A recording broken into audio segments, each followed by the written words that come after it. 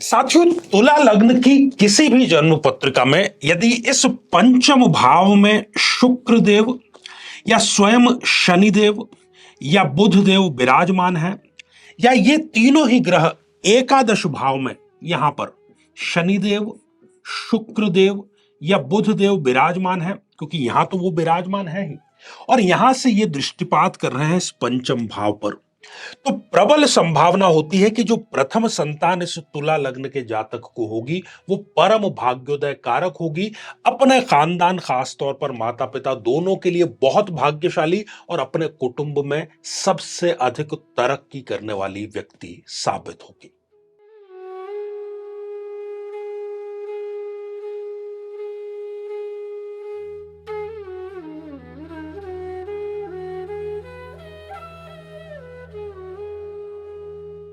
साथियों, किसी भी व्यक्ति के विवाह में यदि डीले हो रहा है, देरी हो रही है, कोई भी कोशिश काम नहीं आ रही, इतने वर्षों का जो अनुभव है वो हमें यह बतलाता है कि ये जो समीकरण है, और आप स्वयं इसका परीक्षण कर सकते हैं अपनी जन्म पत्रिका में, अपने किसी की जन्म पत्रिका में, यदि शनि, राहु, केतु, मंगल यदि लग्न में विराजमान है, इनमें से कोई एक या अधिक ग्रह इस सप्तम भाव में, जो कि विवाह का भाव होता है, शनि, राहु, केतु, मंगल, इनमें से कोई एक अधिक विराजमान है, या मंगल 12th हाउस में, 4th हाउस में यहां से बैठ करके दृष्टिपात कर रहा है, या शनिदेव की बात करें तो यहां पंचम भाव में विराजमान होकर के या दशम भाव में विराजमान होकर के इस सप्तम भाव को देखने का कार्य कर रहे हैं।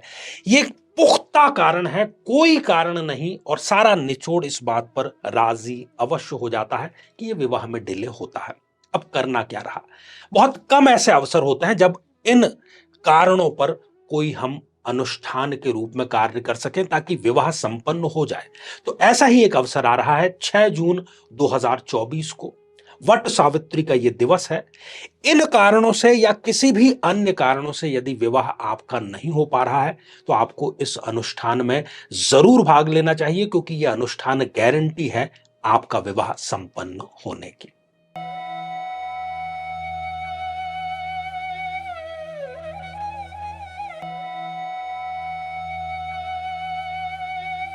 तो मेरे बहुत ही प्रिय और बेहद सम्मानित साथियों, हृदय की असीम गहराइयों से अभिनंदन, बहुत बहुत हार्दिक स्वागत।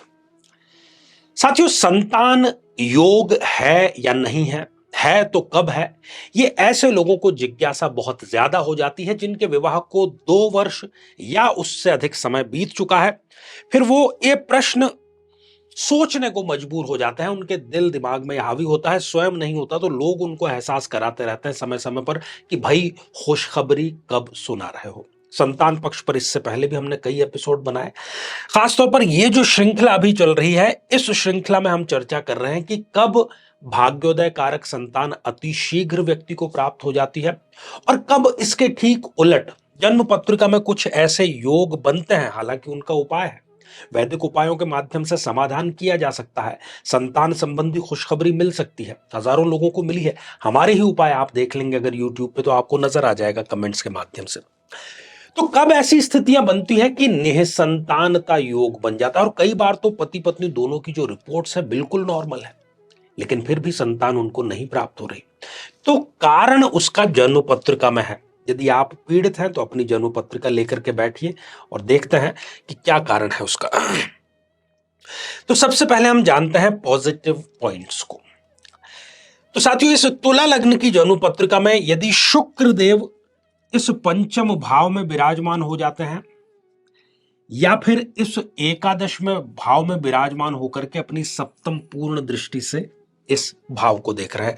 अच्छा, जिन जिन ग्रहों की हम बात कर रहे हैं उसके बारे में डिग्रियां आपको जरूर देख लेनी है। यदि वो ग्रह आपकी जन्म पत्रिका में 0 डिग्री का हो गया है, या 28, 29 जैसी अंतिम डिग्रियां जिसको हम वयोवृद्ध कहते हैं, यदि वो हो गया है तो फिर किसी काम का वो नहीं है। डिग्रियां उसमें ठीक ठाक होनी चाहिए ताकि बल उसको मिल सके। तो बहुत ही भाग्योदय कारक संतान हो जाती है। कुंडली मिलान करके यदि विवाह संपन्न किया है तो अतिशीघ्र इनको संतान संबंधी खुशखबरी भी मिलेगी और संतान इनके लिए भाग्योदय भी लेकर के आएगी, और ये संतान के पश्चात शेयर मार्केट से या किसी दूसरे तरीके से आकस्मिक धन योग का भी भरपूर फायदा उठाते हुए नजर आते हैं।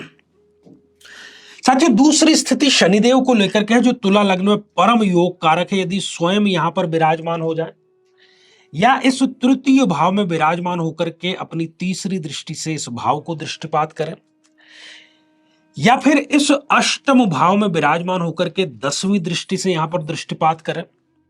हालांकि ये थोड़ी सी नेगेटिव स्थिति है, उतनी प्रबल नहीं है, ये दोनों जितनी प्रबल है। या फिर इस एकादश भाव में शनिदेव विराजमान हो जाए, तो यहां से भी वो दृष्टिपात कर रहे हैं इस सप्तम भाव पर।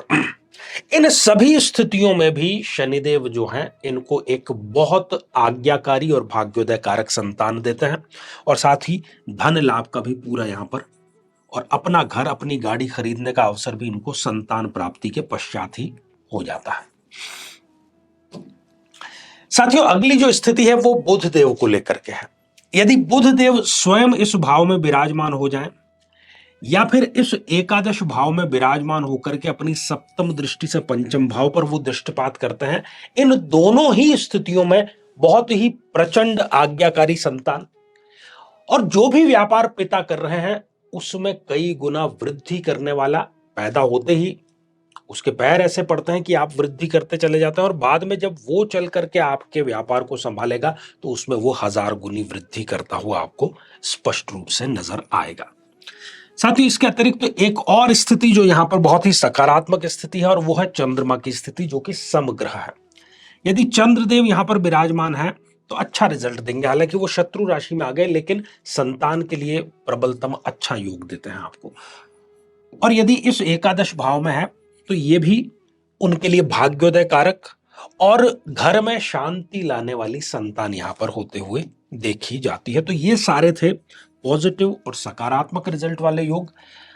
अब जैसे कि सिक्के का दूसरा पहलू भी होता है, तो कुछ नकारात्मक चीजें भी हैं यहां पर। साथियों यदि इस जन्म पत्रिका में गुरुदेव यहां पर विराजमान हो जाते हैं, ठीक है, या लग्न में विराजमान हो जाते हैं शत्रु राशि में, या फिर गुरुदेव एकादश भाव में विराजमान हो जाते हैं, या इस नवम भाव में विराजमान हो जाते हैं, इन तीनों स्थानों से वो पूर्ण दृष्टि से पंचम भाव, जो कि संतान का भाव है, देख रहे हैं। शुभ ग्रह है लेकिन योग कारक नहीं है इस जन्म पत्रिका के लिए, तो संतान में डीले वो कराएंगे, या ऐसी संतान जो कि आप नहीं चाहते। हर व्यक्ति की अपनी अपनी प्रायोरिटीज होती है, वो स्थितियां यहां पर स्पष्ट रूप से देखी जरूर जाती है। साथियों अगली जो स्थिति है वो है मंगल देव से संबंधित। यदि मंगल देव